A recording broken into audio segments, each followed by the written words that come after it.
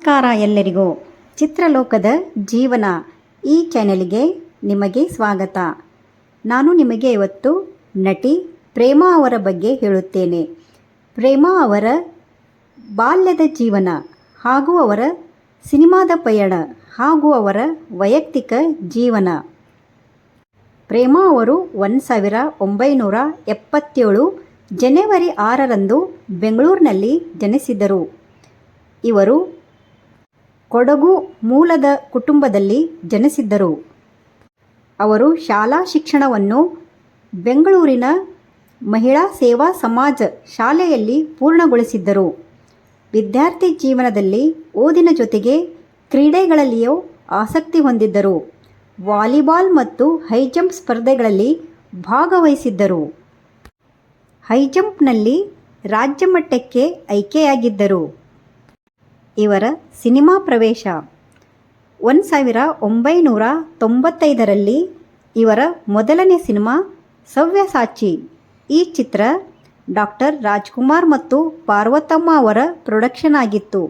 ಇದರಲ್ಲಿ ನಟಿ ಪ್ರೇಮಾ ಮತ್ತು ನಟ ಶಿವರಾಜ್ಕುಮಾರ್ ಆಗಿದ್ದರು. ಆದರೆ ಈ ಸಿನಿಮಾ ಅಷ್ಟು ಪ್ರಸಿದ್ಧ ಪಡೆಯಲಿಲ್ಲ. ಆಮೇಲೆ ಇವರ ಇನ್ನೊಂದು ಸಿನಿಮಾ ಓಂ. ಈ ಚಿತ್ರ ಸೂಪರ್ ಹಿಟ್ ಆಗಿತ್ತು. ಈ ಚಿತ್ರದಲ್ಲಿ ಅವರ ಅಭಿನಯವನ್ನು ಪ್ರೇಕ್ಷಕರು ಹಾಗೂ ವಿಮರ್ಶಕರು ಮೆಚ್ಚಿಕೊಂಡಿದ್ದರು. ಓಂ ಚಿತ್ರದ ಅಭಿನಯಕ್ಕಾಗಿ ಕರ್ನಾಟಕ ರಾಜ್ಯ ಚಲನಚಿತ್ರ ಪ್ರಶಸ್ತಿ ಸಿಕ್ಕಿತ್ತು. ಆಮೇಲೆ ಒಂದಾದ ಮೇಲೆ ಒಂದು ಸಿನಿಮಾ ಮಾಡಿದ್ದರು. ಇವರ ಪ್ರಸಿದ್ಧ ಸಿನಿಮಾಗಳು ಯಜಮಾನ, ಕನಸುಗಾರ, ಆಪ್ತಮಿತ್ರ, ನಮ್ಮೂರು ಮಂದಾರ ಹೂವೆ ಸೇರಿದಂತೆ ಅನೇಕ ಜನಪ್ರಿಯ ಚಿತ್ರಗಳಲ್ಲಿ ನಟಿಸಿ ಕನ್ನಡದ ಅಗ್ರನಟಿಯಾಗಿ ಹೊರಹೊಮ್ಮಿದ್ದರು. ಅವರು ಕನ್ನಡ ಮಾತ್ರವಲ್ಲದೆ ತೆಲುಗು, ತಮಿಳು ಮತ್ತು ಮಲಯಾಳಂ ಚಿತ್ರಗಳಲ್ಲಿಯೂ ಅಭಿನಯಿಸಿ ಬಹುಭಾಷಾ ನಟಿಯಾಗಿ ಹೆಸರು ಮಾಡಿದ್ದರು. ಪ್ರೇಮಾ ಅವರು ಅನೇಕ ಪ್ರಮುಖ ನಟರೊಂದಿಗೆ ಅಭಿನಯಿಸಿದ್ದಾರೆ. ಅವರಲ್ಲಿ ಶಿವರಾಜ್ಕುಮಾರ್, ವಿಷ್ಣುವರ್ಧನ್, ನಟ ಉಪೇಂದ್ರ, ರವಿಚಂದ್ರನ್, ರಮೇಶ್ ಅರವಿಂದ್ ಸೇರಿದಂತೆ ಅನೇಕ ಪ್ರಮುಖ ನಟರೊಂದಿಗೆ ಅಭಿನಯಿಸಿದ್ದಾರೆ.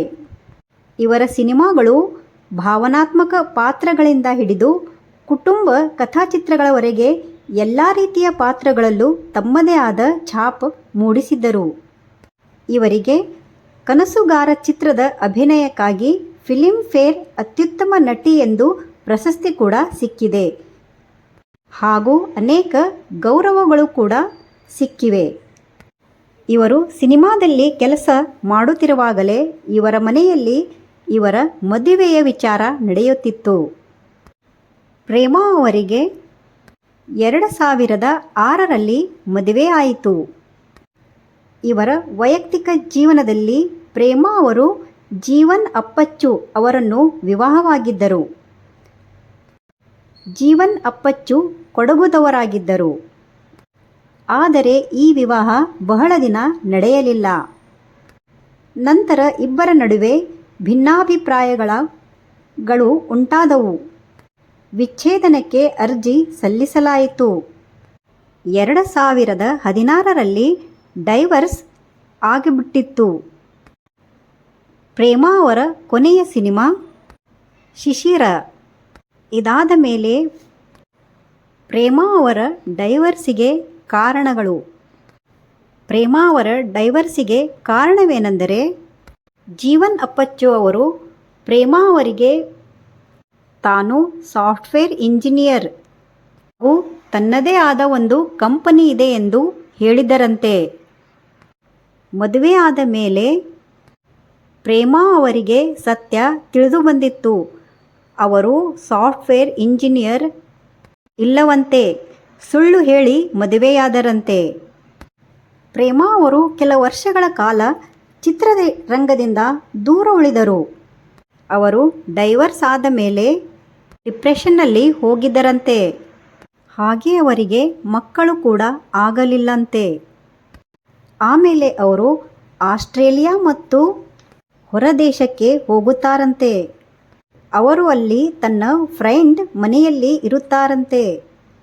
ಜನರು ಅವರಿಗೆ ಏನಾದರೂ ಕಾಯಿಲೆ ಆಗಿದೆ ಎಂದು ಸುದ್ದಿ ಹರಡಿಸುತ್ತಾರೆ.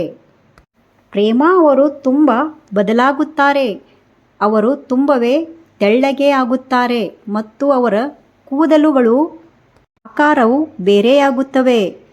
ಇದರಿಂದ ಅವರಿಗೆ ಯಾವುದಾದರೂ ಕಾಯಿಲೆ ಇದೆ ಎಂದು ತಿಳಿದುಕೊಳ್ಳುತ್ತಾರೆ. ಆಮೇಲೆ ಅವರೇ ಒಂದು ಇಂಟರ್ವ್ಯೂನಲ್ಲಿ ಹೇಳುತ್ತಾರೆ, ನನಗೆ ಏನೂ ಆಗಿಲ್ಲ, ನಾನು ಚೆನ್ನಾಗೇ ಇದ್ದೇನೆ. ಪ್ರೇಮಾ ಅವರಿಗೆ ನಟ ಉಪೇಂದ್ರ ಅವರೇ ಸಿನಿಮಾದಲ್ಲಿ ಇಂಟ್ರಡಕ್ಷನ್ ಮಾಡಿಸಿದ್ದರಂತೆ. ಪ್ರೇಮಾ ಅವರ ಮತ್ತು ಉಪೇಂದ್ರ ಅವರ ಕೆಲವೊಂದು ಸಿನಿಮಾಗಳು ಇವೆ. ಮತ್ತೆ ಅವರು 2017ರಲ್ಲಿ ಕನ್ನಡ ಸಿನಿಮಾಗಳಲ್ಲಿ ಅಭಿನಯ ಮಾಡಲು ಆರಂಭಿಸುತ್ತಾರೆ. ಉಪೇಂದ್ರ ಮತ್ತೆ ಬಾ ಈ ಚಿತ್ರದಲ್ಲಿ ಅವರು ಕಾಣಿಸಿಕೊಂಡಿದ್ದರು. ಆಮೇಲೆ ಪ್ರೇಮಾ ಅವರು ಟಿವಿ ಸೆಟ್ನಲ್ಲಿ ಕಾಣಿಸಿಕೊಂಡಿದ್ದರು. ಕೆಲವು ಕಾರ್ಯಕ್ರಮಗಳಲ್ಲಿ ಜಡ್ಜ್ ಆಗಿ ಕಾಣಿಸಿಕೊಂಡಿದ್ದರು. ಆದರೆ ಅವರ ಮುಖ ತುಂಬವೇ ಬದಲಾಗಿತ್ತು. ಪ್ರೇಮಾ ಅವರು ತನ್ನ ತಾಯಿ ತಂದೆ ಕುಟುಂಬ ಜೊತೆಗೆ ಇರುತ್ತಾರೆ.